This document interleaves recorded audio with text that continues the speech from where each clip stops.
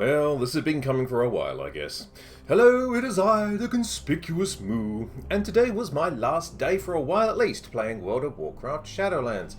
Ultimately, you have to enjoy what you're doing, especially if you're paying for it, and those scraps of entertainment are becoming increasingly harder to find. So, let's dive into this, give some parting thoughts on the state of the game, and my reasoning for letting my investment in Azeroth lapse for now. This is the most egregious of the problems of Shadowlands right now. The expansion started well enough when there was plenty to do, the world quests were relatively fresh, reputations had to be made, dungeons needed exploring, and a raid was requesting its own annihilation. But an MMO does need to have a sense of continuation, and Shadowlands has stalled coal from the lack of fuel that it's been getting recently. It's day 123 since launch as of this video's recording, and there is still no PTR up for the 9.1 patch. Now, at this point, only the Burning Crusade, Wrath of the Lich King, and Cataclysm have taken longer to deliver the first major content patch. Of those three expansions, Wrath of the Lich King is the current outlier at 152 days, and I think it's safe to say at this point that Shadowlands will be comfortably eclipsing that. They will of course invoke the Coof as the reason for all the delays, and that argument does have some merit. A number of games have suffered similar setbacks. However, in spite of the continuing small indie company meme, Activision Blizzard does have the size and the resources to adjust, ramp up and recruit if necessary. And, in a fortnight where jobs are being shared and Bobby Kotick is choking on a salad made out of $100 bills, it seems like an obvious observation that they weren't really interested in doing that. Perhaps rewarding employees for their work, instead of supplying a barely living wage and topping it up with Blizzard balance, might improve morale and productivity. I'm no businessman, but it might be worth a shot.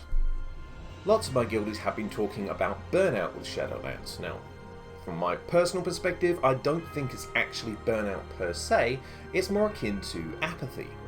There is always an element of repetitiveness within MMOs, it actually comes with the genre, but the amount of pointless busy work in this game does tend to erode one's enthusiasm for even logging in. Anima isn't the worst example of expansion long currency that we've ever had, but that fact doesn't either make it good or remotely interesting. The campaigns, for what they were worth, were relatively short and they're now long over. Everything is maxed. I totally get why it's a bit of a chore to log in right now, and that's why I'm joining them. I am concerned on another level that I might actually not have a guild to return to, but that is an issue for another time, I suppose. I don't like pugging. I have never liked pugging, and after some more recent experiences, I still loathe it. There are a ton of pickup creeps out there looking for people to augment their declining raid rosters, but as always, it's a real gamble as to whether or not it's worthwhile.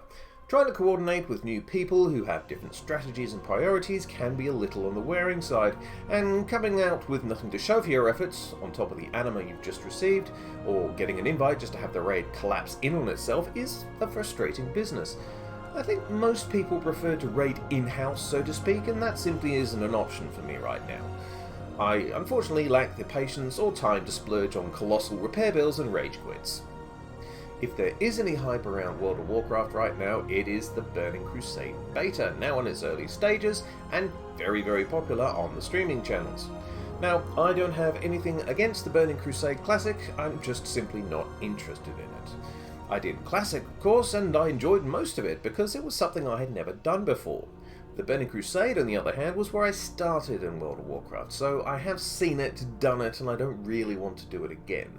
I will have the same perspective when it comes to Wrath of the Lich King Classic when that comes out, which at this point is inevitable. In addition, if I was a no changes purist, I would be losing my marbles right now. In the past week, we've had a data mined extra mount and pet. We've got change of the leatherworking drums that are just going to drop in a raid now. We've got melee leeway that might affect the PvP balance. Overall, they look like they're going with a more modern approach with this particular version of Burning Crusade. And by modern, I mean terrible. That is going to alienate a lot of old players who might have been tempted to resub.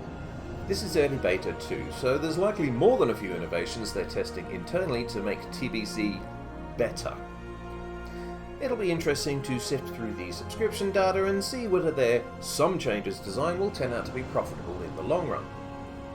8 dungeons isn't a lot to launch with, especially when one of your main gearing branches is something like Mythic Plus. I would have gone with 10 or even 12 if you like balance in your 4 zones. The Maw has been dreadfully dull since its inception, and Stygia has become largely irrelevant. Torghast has been similarly poor and is only really tolerable in small weekly doses. Fewer amount of world quests means greater repetitions of the ones that you get, and I didn't like world quests and haven't since mid-Legion. The mission table is a mystery to me. I don't know why they persist with it. It can't be from the waves of praise that it's collected over the years. Covenants have turned out to be a large colourful shell with a very limited amount of things inside. And the raid wasn't great, to be honest. Now, most of these are subjective complaints, but it seems to me that the big ticket systems have failed to deliver, and they've persisted with other forms of engagement which are stale, unimaginative, and now, in some cases, expansions old. Now, there is a lot to like about Shadowlands. It does look great, it does sound great, and I'm largely happy with the monk class as it stands, even if it could use some work here and there.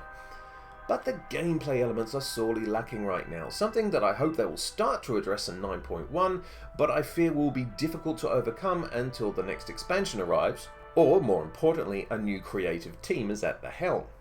Shadowlands is very safe, but this also makes it rather dull. There's a feeling of incompleteness about it, of reliving long-lost glories, of aiming for average instead of aspiring to greatness. No doubt imagination comes with a certain amount of risk, and they'd be foolish to stray too far from their staple strengths of dungeons and raids, but there's no issue with both of those things existing side by side. The rewards offered in Shadowlands have been problematic from the outset, and the fixes came way too late, and whether or not they're sufficient is another debate entirely. The final misstep for me is the pacing. Once you have a major external factor affecting your productivity, Blizzard needed to plan that progression better. The majority of people have likely left for the same reason as my guildies have. There just isn't anything to do, and most of us are now used to a diet of 0.1 patches by this stage in the expansion. If you fail to provide that, they will, and have, gone elsewhere to find it.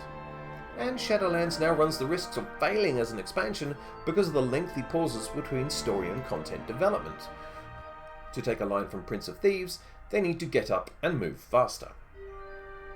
So there you have it, a few observations from a departing player who will resub when 9.1 arrives, for 60 days minimum if the latest news is to be believed. Whether I and a great many other players will stay on is entirely dependent upon Blizzard at this point. Suffice to say that at present I just don't feel what they're offering is good enough. I will continue this channel of course, but with other games, likely at this stage to be Valheim and possibly Elder Scrolls Online. I have an issue with ESO at the moment in that I can't find a class that I'm entirely comfortable with, although I am leaning at the moment toward a Bosma Lightblade with a bow. I reckon that might be a giggle. If you have any suggestions for combinations that you find entertaining, I'm very interested to hear about them. As always, I'll keep you updated with developments for the monk class. I just won't be experiencing them myself, and to be honest, at this stage of the expansion I probably don't need to. It's not like anything is going to change until 9.1 goes live. And in that respect I'll be happily poking around all of the PTR chatter as well for you, and we can all pray for better tiding, particularly for Mistweavers. And lastly, I will shortly bring you some of the exciting adventures of Heidi Megamoo, as she restocks her homestead and prepares herself for the swamp biome in Valheim. If anything these days screams, "It's the gameplay, stupid," it's this game. Anyway, I think that's enough bovine opinion for one video. Give me your thoughts, your milk, and your criticisms in the comments section below as always. I am the Conspicuous Moo, and to the Viking afterlife with you.